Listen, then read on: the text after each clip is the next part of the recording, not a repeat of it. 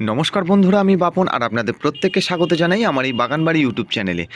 আজকের শুধুমাত্র মাটির গোলাপ গাছ নিয়ে 6টি টিপস আমি আলোচনা করব। 6টি টিপস কি কি হতে চলেছে, কি সার কি বীজ প্রয়োগ করবেন এবং মাটির গাছের যে মিক্স সারটা দেবেন সেইটা কিভাবে দেবেন আপনাদের সামনে পুরো একদম গাছে আমি দিয়ে দেখাবো। তো প্রথমে বলি, এই গাছটি আমার মাটির মিডিয়াতে আছে। মাটির মিডিয়া বলেছি সিন্ডার 1 ভাগ বা বালি 1 ভাগ, মাটি 1 ভাগ আর হচ্ছে কম্পোস্ট সার 1 ভাগ, সেই দিয়ে মাটি তৈরি করবেন। মাটিটা দেখবেন একটু বড় বড় একটু ঢেলা ঢেলা যুক্ত যাতে হয়, কিন্তু নরম থাকবে, আর জলটা যাতে ইজিলি পাস হয়ে যায়। দেখুন, আমি এই গাছটা মিডনাইট ব্লু এর আইডি, প্রথমেই বলি যে যারা আইডি ধরে পাবেন তারা অবশ্যই ভালো ভ্যারাইটির আইডি ধরে গাছ কিনবেন, আর মাটিতে হোক বা সিন্ডারে হোক বসাবেন। প্রথমে বসানোর পরে গাছটিকে 12-61-01 গ্রাম আর ম্যাগনেসিয়াম সালফেট 1 গ্রাম গাছের গোড়ায় গুলে দিতে বলেছি। তো গাছে দেওয়ার পর দেখুন নতুন শ্যুট এসছে। এই যারা বলে যে শ্যুট এসছে এবার কি কুড়ি কুড়ি কুড়ি চালু করবো, এই দেখুন এরকম শ্যুট আসলে কুড়ি কুড়ি কুড়ি চালু করুন, না বন্ধুরা একদম নয়। এরকম যখন কুড়ি দেখা দেবে, দেখুন এই দেখুন এরকম শ্যুট বার হবে এবং কুড়ি দেখা দেবে, তখন কিন্তু কুড়ি কুড়ি কুড়ি দিতে হবে। আর তার সাথে কি অ্যাডিশনাল ফার্টিলাইজার দেবে সেই নিয়ে কিন্তু আজকের আলোচনা করব। তো প্রথমে বলেছি মাটির গোলাপ গাছের 6টি টিপস। শীতকালে 6 থেকে 7 ঘন্টা সূর্যের আলো পেতে হবে। তো শীতকালটায় অবশ্যই 6 থেকে 7 ঘন্টা গোলাপ গাছের জন্য কিন্তু সূর্যের আলো আবশ্যিক। গরমকালে অতটা রোদের উত্তাপ থাকে, অতটা সূর্যের আলো প্রয়োজন হয় না। যেহেতু শীতকালে গোলাপ গাছ ফুল দেয়, সেহেতু এই শীতকালে সূর্যের আলো যার যত গাছে বেশি পাবে তার গাছ কিন্তু তত রোগমুক্ত থাকবে, তত পাতা সুন্দর থাকবে, তত বেশি বড় ফুল আসবে বা বেশি ভরে গাছে কিন্তু ফুল আসবে। আর যাদের কিন্তু ব্যালকনিতে আছে 1 থেকে 2 ঘন্টা রোদ পায়, তাদের গাছে ফুল হবে 1টা 2টো, কখনো পাবেন কখনো পাবেন না। এরকম সবসময় ফাঁকা আকাশের নিচে একদম গাছকে রাখতে হবে। গাছের ওপরে দেখতে হবে যাতে নারকেল গাছ, সুপারি গাছ এই সমস্ত গাছ না থাকে, কারণ সাদামাছির আক্রমণ ওই নারকেল গাছ বা সুপারি গাছ থেকেই কিন্তু এই গাছে রোগ পোকা কিন্তু টেনে আনে। তারপরে কি, দিনে 2বার জল স্প্রে করতেই হবে, তবে গাছে নতুন কুশি ছাড়বে, পাতা চকচক করবে ও পাতা বড় হবে, রোগ কম লাগবে। এই গোলাপ গাছের জল কিন্তু খুব ভাইটাল জিনিস। ছোট স্প্রেয়ার থাকলে পাতার তলা থেকে স্প্রে করে দেবেন, বা বড় স্প্রেয়ার থাকলে পাতার তলা থেকে একটু ঘুরিয়ে ঘুরিয়ে স্প্রে করবেন। তাতে কি হবে, পাতার তলায় যে সমস্ত পোকাগুলো এই ডিম পেড়ে যায় বা ছোট পোকার লার্ভাগুলো থাকে, সেইগুলো কিন্তু ধুয়ে পড়ে যাবে। আপনাদের ওষুধ মানে যেইটা দেবেন সেইটা কিন্তু 100% কাজ করবে। আর পাতার ওপর থেকে শুধু স্প্রে করলে হবে না, পাতার তলা থেকেও স্প্রে করতে হবে। গাছকে অবশ্যই দিনে 2বার কিন্তু গাছকে ভালো করে স্নান করাতে হবে, মানে একদম ধোঁয়ার মতন স্প্রেয়ার দিয়ে, মিডিয়াতে যেন বেশি জল না যায়, কিন্তু গাছটা যেন ভালোভাবে ধুয়ে যায় এরকম। আর বেশি ধুয়ে দিলে পাতার ওপরের যে ডাস্ট একটা লেয়ার পড়ে থাকে সেইটা সবসময় ধুয়ে গেলে কি হবে, সূর্যের আলোতে এর ক্লোরোফিলটা বেশি তৈরি করতে পারবে এবং পাতা সবসময় চকচকে থাকবে। আচ্ছা, 15 দিন ছাড়া 3 নম্বর কি আছে, 15 দিন ছাড়া ছাড়া গাছের গোড়া হালকা খুশে দিলে অক্সিজেন চলাচল বাড়বে, গাছের রুট ভালো থাকবে। আচ্ছা, যাদের মাটির মিডিয়া আছে অবশ্যই তারা 15 দিন ছাড়া ছাড়া হালকা এই যে মিডিয়াটা দেখতে পাচ্ছেন আমি একটু খুশে দিচ্ছি, এরকম হালকা একটু মিডিয়াটা কিন্তু অবশ্যই একটু খুশে দেবেন।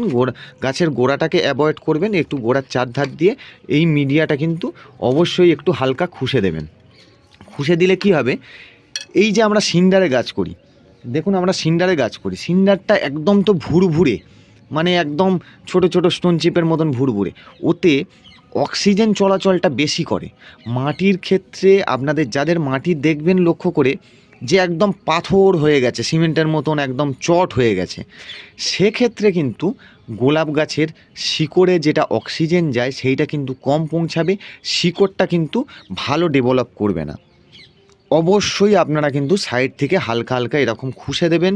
খুশে দিলে আর অক্সিজেন চলাচলটা ভালো করবে। আর জল সবসময় বুঝে দেবেন। দেখুন আমার গাছে কালকেরে জল দিয়েছি, আজকেরে দেখুন মাটি একটু ড্যাম্প আছে, কিন্তু অতটাও ভিজে নেই, গাছটা কিন্তু শুকনো শুকনো অবস্থায় আছে, সেইভাবে বুঝে কিন্তু জল দিতে হবে। 4 নম্বরে কি আছে, 15 দিন ছাড়া ছাড়া 8 ইঞ্চি টবে হলে 1 চামচ মিক্স সার দিতে হবে। এই দেখুন এই মিক্স সারটার কথা বলেছি যে মিক্স সার দিতে হবে। আচ্ছা, মিক্স সার বানাতে গেলে কি কি লাগবে? একদম স্টিম বোন ডাস্ট, যেটা হাড়ের গুঁড়ো, মানে ছোট ছোট দানা আকারে, সেইটা নয়। সেইটা যদি কেউ পান দিলেও হবে, ওইটা ডিকম্পোস্ট হতে আর একটু বেশি সময় লাগে। ওই জন্য বললাম স্টিম বোন ডাস্ট, সুপার ফসফেট, শিং চাঁচা, 10-26-26, হিউমিক অ্যাসিড, আর হচ্ছে দিতে হবে আপনাদের এতে 12-61-0। এই কটা আপনারা জোগাড় করে রাখবেন। কিভাবে মিক্স সারটা তৈরি করি সেইটা কিন্তু আমি নেক্সট একটা ভিডিওতে, পরের ভিডিওতে আমি দেখাবো যে গোলাপ গাছের যে মিক্স সার তৈরি করে গাছের গোড়ায় একটা চাপান হিসাবে সবসময় অ্যাডিশনাল খাবার রাখতে হয়, সেইটা কি আপনারা যেটা 12-61-0 দিয়ে যাচ্ছেন যে স্টেজে, সেইটা দিয়ে যাবেন। কলি আসার পরে এই মিক্স সারটা কিন্তু শুরু করতে হবে। তার সঙ্গে সঙ্গে 20-20-20 যেরকম চলছে সেইটা চলবে। এইটা 15 দিন ছাড়া ছাড়া একবার করে এই গাছ অনুযায়ী, এই দেখুন 8 ইঞ্চি টব, এই অনুযায়ী আমার এইটা ছোট চামচ, আইসক্রিমের চামচ, তো এই চামচ হলে আপনারা 2 চামচ আপনারা দিয়ে দেবেন। এই গোড়ার সাইড থেকে এরকম 2 চামচ আপনারা কিন্তু এই মিক্স সারটা দিয়ে দেবেন এবং হালকা করে ওর ওপর থেকে জল দিয়ে দেবেন। দিলে কি হবে, এইটা একটা অ্যাডিশনাল খাবার হিসাবে গাছ সবসময় পেতে থাকবে। আপনার যদি 20-20-20 কি কোনো সময় স্কিপ করে যান বা দিতে লেট হয়, 3 দিন 2 দিন ছাড়া ছাড়াও যদি আপনারা দেন, তো এই খাবারটা শিকড়ে থাকলে, মাটিতে থাকলে এর একটা তেজ গাছ কিন্তু নিতে থাকবে। আর সর্ষের খোল, ওইটা বলতে ভুলে গিয়েছিলাম, কিভাবে তৈরি করি আমি নেক্সট একটা ভিডিওতে আমি এটা বানিয়ে দেখাবো, ঠিক আছে? তো এই মিক্সড খাবারটা কিন্তু আপনাদের এই টবের সাইড থেকে কিন্তু আপনাদের দিয়ে রাখতে হবে। দিয়ে রাখলে কি হবে, মাটির গাছে আপনারা 20-20-20 ব্যবহার করুন, বা অন্য একটা সার থাকলো সেইটাকে ঘুরিয়ে ফিরিয়ে ব্যবহার করছেন, সেইটা করুন। তার সাথে এই অ্যাডিশনাল খাবারটা দিয়ে রাখলে গাছ কিন্তু ওই খাবারটা, এইটা কিন্তু ডিকম্পোস্ট হতে 15 দিন সময় লাগে। মানে ধরুন আজকের 15 দিন দিলেন, এই খাবারটা 15 দিন ধরে গাছ কিন্তু খেতে থাকবে অল্প অল্প করে। আবার 15 দিনের আরেকটা চাপান 1 চামচ দিয়ে দিলেন টবের সাইড থেকে। এইটা কিন্তু চাপানে চাপানে থাকতে থাকবে, মানে এতে শিকড়ে খাবারটা অবশ্যই পৌঁছাবে। আচ্ছা, ছোট গাছ হলে 12-61-0 চলবে। গাছে 20 দেখা দিলে 20-20-20-তে যেতে হবে। 20-20-20 বা 19-19-19 আপনারা যে কোনো একটা ব্যবহার করতে পারেন, সেক্ষেত্রে গাছে ভালো কিন্তু রেজাল্ট পাবেন। অবশ্যই এইটা জলে গুলে গাছের গোড়ায় দেবেন। গাছে স্প্রের কথা কিন্তু বলছি না। গাছে স্প্রে করতে গেলে দেখুন 20-20-20 আপনি স্প্রে করতে পারেন, কিন্তু আপনার সপ্তাহে তো 2টো স্প্রে গাছকে মাস্ট করতে হবে। একটা যে কোনো একটা কনফিডার বা কাকা, এই ধরনের একটা পেস্টিসাইড, বা লেদা পোকায় কাটলে সেই ধরনের একটা পেস্টিসাইড চলবে। তার 4 দিন পরে কিন্তু একটা পিজিআর চলবে। সেক্ষেত্রে কিন্তু আপনার 20-20-20 স্প্রে করলে ওইগুলোকে স্কিপ করতে হতে পারে। সেক্ষেত্রে বলছি মাটির মিডিয়া বা সিন্ডার যেই মিডিয়াতে করে থাকুক না কেন, গাছের গোড়ায় খাবারটা দেবেন। গোড়ায় খাবারটা দিলে কি হবে, গাছ কিন্তু সেইটা কুইক হচ্ছে খেতে পারবে। আচ্ছা, প্রত্যেক সপ্তাহে যে কোনো একটা কীটনাশক দিতে হবে। এক্ষেত্রে বলে রাখি, পাতা যদি কুঁকড়ে যায়, তাহলে দেখুন এই কনফিডারের ছবিটা দেখুন। কনফিডার প্রথমে শুরু করবেন 1/2 ml পার লিটার। যদি তাতে না হয়, যদি পাতা বেশি কুঁকড়ে যায়, বেশি এরকম কুঁকড়ে যাচ্ছে দেখতে পাচ্ছেন, সেক্ষেত্রে 1 ml পার লিটার আপনারা ব্যবহার করতে পারেন। পাতা কুঁকড়ে যাওয়া, পাতার ডগা পুড়ে কালো হয়ে যাওয়া, সেক্ষেত্রে এইগুলো কিন্তু খুব ভালো কাজ করবে। আচ্ছা, লাল মাকড়, দেখুন গোলাপ ফুল গাছের চারধারে ছোট ছোট মাকড়সার জাল মতন বানায়। এইগুলো আপনারা শীতকালে বেশি দেখতে পাবেন। এই যখনই র্যাপিড মানে একটা ওয়েদার চেঞ্জ হবে, তখন কিন্তু এই লাল মাকড়টা বেশি হয়। কাকাটা কন্টিনিউয়াসলি ব্যবহার করবেন, সপ্তাহে একবার করে 2 ml পার লিটার। বিশেষ করে ঠান্ডা জল হলে খুব ভালো হয়। 2 ml পার লিটার ব্যবহার করবেন। গাছের পাতার তলা থেকে স্প্রে করার চেষ্টা করবেন, তাতে কিন্তু গাছে ভালো রেজাল্ট পাবেন। আচ্ছা, পাতা কেটে দিচ্ছে, এই যে লেদা পোকা, পাতা যদি কেটে দেয়, কুড়ি যদি ফুটো করে দেয়, হ্যাঁ, ছোটো ছোটো যদি কালো পোকা আপনি চোখে দেখতে পান, তাহলে কিন্তু এই প্রফেক্ট সুপার, এই যে প্রফেক্ট সুপার, আপনারা এইটা ব্যবহার করতে পারেন, খুব কিন্তু ভালো রেজাল্ট পাবেন। আচ্ছা, গাছের গ্রোথ রেগুলেটর দুটো আমি ছবি দিয়েছি দেখুন, সুপার সোনাটা আর মিরাকুলান, দুটো একসাথে নয় কিন্তু। এই সপ্তাহে যদি সুপার সোনাটা ইউজ করেন 1 ml 1 লিটার জলে, তাহলে পরের সপ্তাহে মিরাকুলান দেবেন 1 ml 1 লিটার জলে।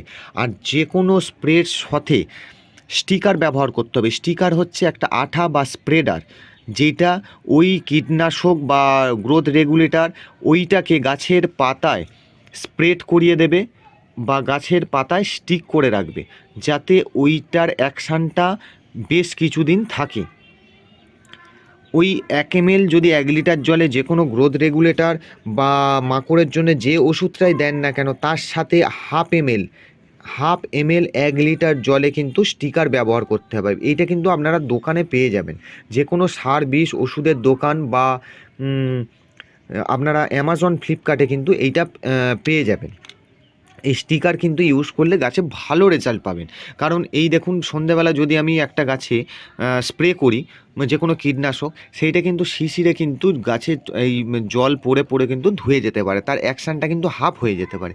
স্টিকারটা ব্যবহার করলে কি হবে, ও 1 ঘন্টার মধ্যে গাছের পাতায় একটা আঠালো হিসাবে ওইটাকে কভার করে রাখবে, যাতে ওর কীটনাশকের 100% রেজাল্টটা আপনি পেতে পারেন। তো আমার সাথে এরকম গাছ করুন আর আমার সাথে থাকুন। ভিডিওটিকে অবশ্যই লাইক করুন। চ্যানেলটি একবার চলে গেলে আর নাও খুঁজে পেতে পারেন, ওই জন্য বলছি চ্যানেলটিকে অবশ্যই সাবস্ক্রাইব করে রাখুন। গাছ যদি ভালোবাসেন চ্যানেলটিকে সাবস্ক্রাইব করে রাখুন।